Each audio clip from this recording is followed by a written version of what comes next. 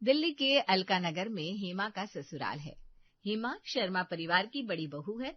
हेमा की सास भावना बड़ी ही नखरेलू है, लेकिन पिछले 5 सालों से नखरेलू सास घर में होते हुए भी हेमा ने कभी किसी को शिकायत का मौका नहीं दिया। ऐसे ही एक दिन सोफे पर बैठकर हेमा की सास भावना सहेली राधिका से बातें कर रही थी। अपनी सहेली से बातें करते वक्त भावना किचन में काम कर रही हेमा की तरफ भी ध्यान दे रही थी। भावना, तूने कहा था ना अनुज के लिए लड़कियां देखने के लिए, तो मैंने 4-5 अच्छी अच्छी लड़कियां पसंद की है। वैसे ज्यादा दूर की नहीं है, जान पहचान वालों की है। पिछले 2 सालों से लड़कियां ढूंढ रहे हैं हम अनुज के लिए, लेकिन कहीं पर भी उसकी बात नहीं बन रही। इन लड़कियों को भी ना आजकल कुछ ज्यादा ही डिमांड आ गया है। बात करते करते भावना अचानक बीच में रुक जाती है। फोन को अपने कान से थोड़ा दूर करते हुए किचन में काम कर रही हेमा से कहती है, हेमा, तुमने सब्जी सिर्फ एक बार क्यों साफ की? 5 साल हो गए तुम्हारी शादी को, आज भी तुम्हें ये बात बतानी पड़ती है? मार्केट में कितनी धूल होती है, घर में लाने के बाद और बनाने से पहले हर सब्जी को, हर फ्रूट को कम से कम 2 बार अच्छे से गुनगुने पानी से साफ करना चाहिए। थोड़ी सी लापरवाही हमारी सेहत को कितना नुकसान पहुंचा सकती है। माँ जी, मुझे अच्छे से याद है, मेरी शादी को 5 साल हो गए, लेकिन लगता है कभी कभी आप ये बात भूल जाती हैं। मार्केट से इस घर में आने वाली हर एक सब्जी मैं अच्छे से साफ करती हूँ। पिछले 5 सालों से आपको देखती आ रही हूँ और मुझे अच्छे से पता है कि आपको खाए जाने वाली हर एक चीज साफ सुथरी और स्वच्छ हो, यही पसंद है। मैंने एक बार सब्जी साफ कर ली थी और बनाने से पहले एक बार और साफ करने के लिए ये देखो मैंने गुनगुना पानी गैस पर ही रखा है। तुम सब कुछ ठीक से ही करती हो, एक मैं ही हूँ बार बार तुम्हें याद दिलाते रहती हूँ। मुझे लगता है सब कुछ ठीक से होना चाहिए, लेकिन मैं भूल जाती हूँ कि मुझे जो चाहिए उस चीज का ख्याल मेरी बहू मुझसे भी कई गुना ज्यादा अच्छे से रखती है। भगवान से प्रार्थना है कि इस घर की छोटी बहू भी बिल्कुल तुम्हारी तरह हो, फिर इस घर की शांति और स्वच्छता हमेशा हमेशा के लिए बनी रहेगी। तुम्हारी ये प्रार्थना भगवान बहुत जल्दी सुनने वाले हैं भावना, लेकिन बस हमें लड़की बाहर की ढूंढनी होगी, क्योंकि सभी जान पहचान वालों को पता है कि तुम सेहत और स्वच्छता को लेकर कैसी हो। और आजकल की लड़कियां, उन्हें तो सब कुछ बाहर का खाना, बाहर से ऑर्डर करना, ये सब पसंद है। इसलिए हमारे जान पहचान वाले लोग अनुज को मना कर देते हैं। अरे और कितने साल मना करेंगे राधिका, मैं तुझे पहले ही कह रही हूँ, और 2 साल लगे तो भी चलेगा, लेकिन बहू मुझे अपनी बड़ी बहू जैसी चाहिए।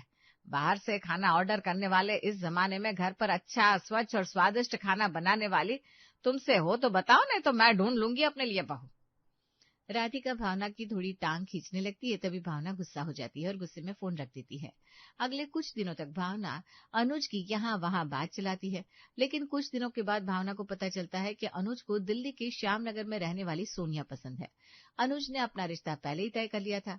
फिर क्या, थोड़ी बहुत जान पहचान करने के बाद अगले कुछ ही दिनों में भावना बड़े ही धूमधाम से अपनी छोटी बहू सोनिया का घर में स्वागत करती है। मेहमानों का आना जाना और विधि, इन सब में पहले कुछ दिन निकल जाते हैं। ऐसे ही एक दिन दोपहर के समय भावना अपनी दोनों बहुओं से बात कर रही थी, तभी, छोटी बहू, अब तुम्हारी शादी को महीना हो गया है, लगभग सारी विधि समाप्त हो गई। हमारी बड़ी बहू खाना बनाने में और घर के सभी कामों में सर्वगुण संपन्न है। जब कोई लड़की का रिश्ता लेकर आता है तो उसके गुणों के बारे में बताता है, लेकिन तुम्हारे वक्त ऐसा कुछ हुआ ही नहीं। हमारे लाडले ने पहले ही तुम्हें पसंद कर लिया था। शादी की भाग दौड़ और मेहमानों का आना जाना, इन सब की वजह से तुम भी काफी थक गई थी, लेकिन आज मैं चाहती हूँ कि तुम शाम का खाना बनाओ, और मुझे यकीन है कि तुम्हारे हाथ में भी स्वाद जरूर होगा। तुम्हारे पापा के हाथ में जो स्वाद है उसके चर्चे पूरे शहर में है। उनके होटल में बना हुआ खाना खाने दूर दूर से लोग आते हैं। जी माँ जी, आप बिल्कुल चिंता मत करना, मुझे भी अच्छा खाना बनाना आता है, और मुझे यकीन है जैसे मेरे पापा के हाथों का खाना पूरे शहर को पसंद है, वैसे ही मेरे हाथ का खाना आप सबको जरूर पसंद आएगा। पढ़ाई से जब भी वक्त मिलता था तो मैं अपने पापा की मदद करने उनके होटल पर चली जाती थी। उन्हीं से तो सीखा है खाना बनाना। आपको मेरा बनाया हुआ खाना जरूर पसंद आएगा। हेमा, तुम सोनिया को किचन में कहाँ क्या रखा है सब कुछ अच्छे से बता दो। आज से शाम का खाना सोनिया बनाएगी और सुबह का खाना हेमा तुम बनाओगी। ठीक है माँ जी, जैसा आपको हो। मैं आप सबके लिए शाम को बढ़िया खाना बनाऊंगी। मैं दीदी के बराबरी तो नहीं कर सकती, लेकिन पिछले 1 महीने से देख रही हूँ वो आप सबको खुश रखने की कितनी कोशिश करती है, आप सबके लिए कितने लगन से मेहनत करती है। मैं भी उनकी तरह इस घर का, आप सबका ख्याल रखने की पूरी कोशिश करूंगी। भावना अपनी दोनों बहुओं को अपनी अपनी जिम्मेदारी बांट देती है। अगले दिन से शर्मा परिवार में सुबह का खाना बड़ी बहू हेमा बनाती और शाम का खाना छोटी बहू सोनिया। कुछ दिनों बाद शाम के वक्त टेबल पर चाहे कुछ भी हो जाए, लेकिन एक बात बिल्कुल सही है, बहू के मामले में हम लोग बहुत लकी है। हमारे छोटे बेटे ने लव मैरिज कर ली तो थोड़ा सा डर लग रहा था। अब लव मैरिज की लड़की है, कैसी होगी, उसे कुछ आता होगा नहीं आता होगा, काफी कुछ चल रहा था मन में। लेकिन आज बहू ने बनाया खाना खाकर समझ में आ रहा है, लव मैरिज अरेंज मैरिज ये तो सिर्फ शादी करने का तरीका है, असली मसला तो इंसान का है। बहू, तुम बात करने में, संस्कारों में बहुत ही बढ़िया हो। पिछले कुछ महीनों से देख रहे हैं तुम्हें, लेकिन आज तुम्हारे हाथ से बनाया हुआ खाना खाकर ये बात भी समझ में आ गई कि तुम सर्वगुण संपन्न हो और अन्नपूर्णा भी। माफ करना बड़ी बहू, लेकिन हमारी छोटी बहू और उसके हाथों से बना हुआ ये खाना तुमने बनाए हुए खाने से 2 गुना ज्यादा अच्छा स्वाद दे रहा है। पापा जी, देवरानी किसकी है? जब मैं इस घर में आई थी तब माँ जी की तुलना में मेरे बनाए हुए खाने की ऐसी ही तारीफ हुआ करती थी। तब मुझे बताया गया था कि अपनों से छोटों की तारीफ सुनकर हमारा दिल बड़ा होता है। जैसे उस वक्त मेरी सास का हुआ था, वैसे ही आज सोनिया की जिठानी का हुआ है। नया नया स्वाद है, आपको अलग और स्वादिष्ट लग रहा होगा। ऊपर से हमारे देवरानी के पिताजी की होटल है, स्वाद तो इन्हें विरासत में मिला है, वो तो मैं नहीं चुरा सकती। हेमा की बात सुनकर सभी लोग हंसने लगते हैं। ऐसे ही हंसते मुस्कुराते हुए दिन कट रहे थे। बीते दिनों के साथ घर में होने वाली सोनिया की तारीफ भी बहुत बढ़ रही थी। पहले हेमा ने बनाया हुआ खाना बड़े चाव से और खुशी से खाया जाता था, लेकिन जब से सोनिया इस घर में आई थी तब से सोनिया ये सब्जी बना, सोनिया तुमने ये बहुत अच्छा बनाया, बस सोनिया की तारीफ। शुरू शुरू में ये सब कुछ दिन रहेगा ये सोचकर हेमा घर में होने वाली सोनिया की तारीफ को नजरअंदाज करती रही, लेकिन अब तो 6 महीने बीत गए थे। पहले तो सिर्फ सोनिया ने बनाए हुए खाने की तारीफ होती थी, लेकिन अब सोनिया ने बनाया हुआ खाना हेमा के बनाए हुए खाने से कंपेयर होने लगा था। हेमा के ससुराल वाले, यहाँ तक कि हेमा का पति भी हेमा ने बनाए हुए खाने में हेमा के हाथों के स्वाद में कमियां ढूंढने लगा था, और ये बात कहीं ना कहीं हेमा के दिल को चुभने लगी थी। छोटी बहू, तुमने तो कल रात खाने में 4 चांद लगा दिए थे। खाने के बाद हम टहलने गए और उसके बाद बिस्तर पर लेटे, तब तक तुम्हारे ससुर जी तुम्हारे बनाए हुए खाने के गुणगान गा रहे थे। अरे भाई, तारीफ क्यों ना करे, खाना बनाई ऐसा था, बिल्कुल तारीफ है काबिल। कल रात का स्वाद अब तक मुंह में है। बाजरे की रोटी, चपाती, पनीर पुलाव, मटर पनीर की सब्जी, आहा। आजकल तो इस घर में सुबह उठते ही दोपहर के खाने का नहीं, सीधे रात के खाने का इंतजार होता है, इतना स्वाद जो मिलता है। माँ जी, इतना भी कुछ खास नहीं था खाना, आप कुछ ज्यादा ही तारीफ कर रही हैं। जो मसाले मैं इस्तेमाल करती हूँ वही इस्तेमाल करके बनाए थे, लेकिन आजकल आप लोगों को छोटी बहू के हाथ का खाना कुछ ज्यादा ही पसंद आने लगा है। अरे स्वाद तो था उसमें, कम और ज्यादा की क्या बात है। हम बहू की तारीफ कर रहे हैं, इस बात से जलन महसूस करने से अच्छा है कि तुम सोनिया से उसके स्वाद का राज जान लो। ना कोई नया मसाला खरीदा जाता है, ना ही तेल ज्यादा लगता है। जितनी सामग्री सुबह इस्तेमाल होती है उतनी सामग्री रात में इस्तेमाल होती है, लेकिन फिर भी खाने में जमीन आसमान का अंतर होता है। एक बिल्कुल सीधा सा और एक एकदम स्वादिष्ट। वैसे तो जेठानी देवरानी को सिखाती है, लेकिन सोनिया, तुम अपनी जेठानी को अपने स्पेशल तरीके से खाना बनाना सिखा दो, ताकि सुबह भी हमें बिल्कुल अच्छा खाना मिले। घर का बजट ऊपर नीचे ना करते, बिल्कुल रेस्टोरेंट की तरह स्वादिष्ट खाना सुबह शाम खाएंगे तो हमारा मूड बिल्कुल खुशनुमा रहेगा। जी माँ जी, मैं दीदी को भी सिखा दूंगी मेरी तरह खाना बनाना। बड़ी बहू, लेकिन स्वाद बढ़ाने के चक्कर में रसोई का बजट मत बढ़ा देना, बिल्कुल छोटी बहू की तरह कम से कम बजट में स्वादिष्ट खाना बनाना। और ध्यान रखना, छोटी बहू के बनाए हुए खाने की तारीफ सुनकर तुम पर इस तरह जलने की नौबत ना आ जाए। अभी अभी कुछ महीना पहले इस घर में मेरे बनाए हुए खाने की तारीफ हो रही थी। इसे आए 6 महीने नहीं हुए और इस घर में मेरी जगह और मेरी होने वाली तारीफ सब कुछ छीन लिया इस सोनिया ने। ऐसा कौन सा स्वाद है इसके हाथों में, ऐसा कौन सा मसाला डालती है और क्या करती है। घर में इसकी तारीफ सुन सुनकर मेरा माथा फट गया। अगर ये इसी तरह अच्छा खाना बनाती रही तो फिर खाने का डिपार्टमेंट इसके पास चला जाएगा हमेशा हमेशा के लिए, और मुझे फिर करने पड़ेंगे झाड़ू पोछा बर्तन काम वाली बाई की तरह। नहीं नहीं नहीं है माँ, इस घर में तुम्हारी जगह और अहमियत कम नहीं होनी चाहिए। अपने ससुराल वालों को खुश रखना यही तुम्हारा धर्म है। तुम्हें जल्द से जल्द जो स्वाद सोनिया के हाथों में है वो अपने हाथ में लाना होगा और उस तरह का खाना बनाना होगा।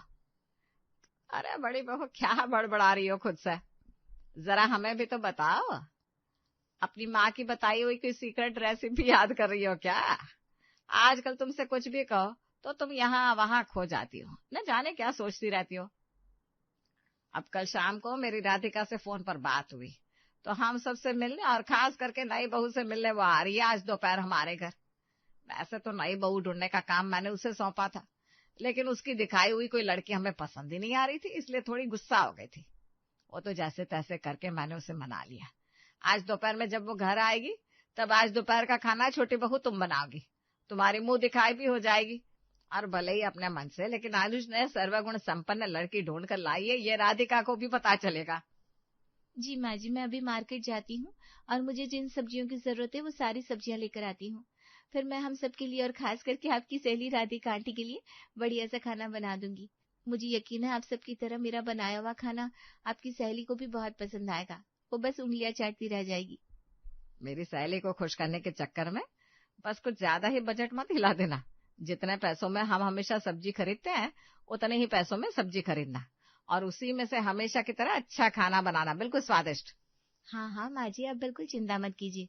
आपने जितने पैसे मुझे दिए हैं उसमें से सिर्फ आधे पैसे ही खर्च करूंगी। मैं दूर की मार्केट चली जाऊंगी, वहाँ कम पैसों में सब्जियां मिलती है। देखो तो नकचड़ी कैसे सास के आगे पीछे कर रही है। पिछले 5 सालों से इस घर में आने वाला हर एक मेहमान सिर्फ मेरे हाथ से बना हुआ खाना खाता है, लेकिन इसे आकर 6 महीने नहीं हुए और इसने मेरी ये जगह भी ले ली। अब राधिका आंटी हमेशा मेरी तारीफ करती थी, अब इसकी तारीफ करेगी। हे भगवान, ये कैसी मुसीबत है। कैसे ढूंढे इसके स्वादिष्ट खाने का राज। भावना की सहेली राधिका घर पर खाना खाने के लिए आने वाली थी और बस यही सारी बातें भावना सोनिया को समझा रही थी। और इस बात से फिर से हेमा को जलन महसूस हो रही थी, क्योंकि पिछले 5 सालों से जो भी मेहमान शर्मा परिवार में आया था, वो सिर्फ और सिर्फ हेमा के हाथ का खाना खाकर गया था। लेकिन अब मेहमानों के लिए खाना बनाने की जिम्मेदारी हेमा की सास भावना ने सोनिया को सौंप दी थी। अब हेमा को लग रहा था कि जैसे घर वाले सोनिया के बनाए हुए खाने की तारीफ करते हैं, अब वैसे ही मेहमान भी हेमा को भूल जाएंगे और सोनिया के बनाए हुए खाने की तारीफ करेंगे। इसलिए हेमा सोनिया के हाथों में जो स्वाद है उसका राज ढूंढने के बारे में सोचती है। सोनिया मार्केट जाने की तैयारी कर रही थी तभी, सोनिया, तुमने माँ जी के सामने कहा था ना, तुम मुझे तुम्हारी तरह खाना बनाना सिखाओगी, ताकि जैसे हमारा पूरा घर तुम्हारे बनाए हुए खाने का फैन हो गया है, जैसे तुम्हारे बनाए हुए खाने के स्वाद की चर्चा दिन रात इस घर में होती है, उसी तरह का खाना मैं भी बना सकूं। और माँ जी की तो इच्छा है कि उनकी दोनों बहुओं को स्वादिष्ट खाना बनाना आना चाहिए, ताकि सुबह शाम पूरे परिवार को रसोई का बजट बिना हिलाए स्वादिष्ट खाना मिल सके। तो चलो, ये स्वादिष्ट खाना सिखाने के लिए मैं आज से ही तैयार हूँ। तुम तैयार हो ना मुझे सिखाने के लिए? हाँ हाँ, मैं बिल्कुल तैयार हूँ। अभी मैं मार्केट जा रही हूँ, उसके बाद मैं राधिका आंटी के लिए खाना बनाने वाली हूँ। तब से ही शुरू करते हैं आपका कुकिंग क्लास। मार्केट से आने के बाद क्यों? अगर शुरुआत करनी है तो शुरू से करते ना। चलो, मैं भी तुम्हारे साथ मार्केट चलती हूँ, ताकि मुझे भी तो पता चले तुम ऐसी कौन सी सब्जियां खरीद कर लाती हो जो तुम्हारे बनाए हुए खाने में मुझसे 10 गुना ज्यादा स्वाद आता है। अरे नहीं नहीं दीदी, वो मार्केट बहुत दूर है। अगर आप मेरे साथ आओगी और राधिका आंटी घर आ गई तो माँ जी को दिक्कत हो जाएगी ना। मैं फिर कभी ले जाऊंगी आपको, अभी मैं चलती हूँ। हेमा सोनिया के साथ मार्केट जाने की जिद करती है, लेकिन सोनिया उसे बिना लिए मार्केट चली जाती है। ये दिखती है उससे कई गुना ज्यादा चालाक है। माँ जी के सामने मुझे अपने जैसा खाना बनाने की बड़ी बड़ी बातें कर रही थी, लेकिन जब मैंने कहा तब बहाने बनाने लगी। ससुराल वालों की सारी तारीफ सिर्फ इसे ही मिलेगी, ये इसकी गलतफहमी है। अगर ये शेर है तो मैं भी 1.25 शेर हूँ।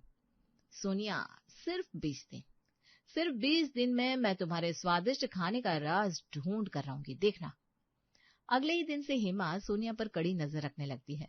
जब भी सोनिया किचन में खाना बना रही होती है, तब किचन के बाहर से छुप छुप कर सोनिया कितना गैस रखती है, सोनिया कौन से मसाले डालती है, यहाँ से लेकर सोनिया किस तरह के बर्तन इस्तेमाल करती है, यहाँ तक हेमा छोटी से छोटी चीजों को ध्यान से देखती है, ताकि वो भी बिल्कुल सोनिया की तरह स्वादिष्ट खाना बना सके।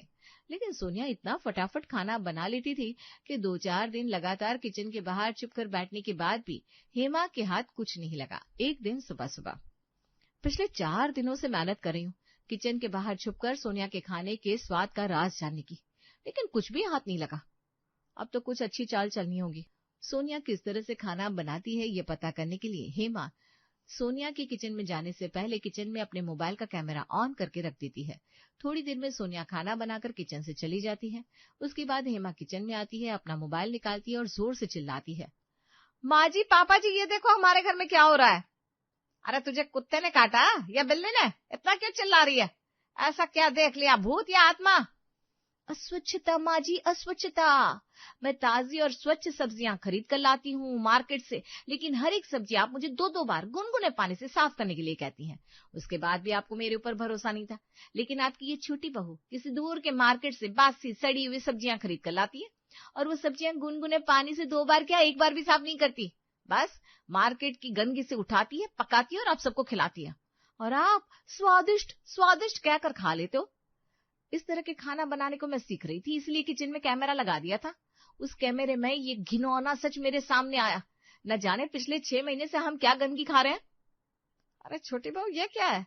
तुम्हें अच्छे खासे पैसे मिलते हैं घर खर्च के लिए, फिर ये सड़ी हुई बासी सब्जियां लाने की क्या जरूरत है?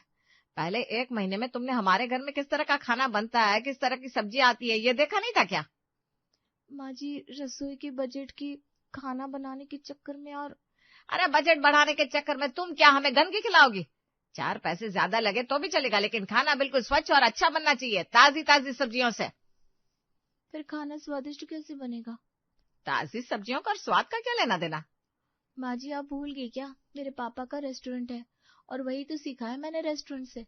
असली स्वाद तो इन्हीं सारी सब्जियों से आता है। ताजी सब्जियों में और अच्छे मसालों में कहाँ है वो स्वाद? स्वाद के चक्कर में गंदगी खिलाओगी क्या? माँ जी, और खाना है आपको छोटी बहू के हाथ से बना हुआ खाना? सोनिया, अब तुम्हारे हाथ का स्वाद पूरे घर को बहुत पसंद है। अब से तुम ही बनाओ स्वादिष्ट खाना, मैं मेरे लिए अलग से बना लूंगी। अरे नहीं नहीं बड़ी बहू, ऐसे गंदगी से बना हुआ स्वादिष्ट खाना ना पापा ना।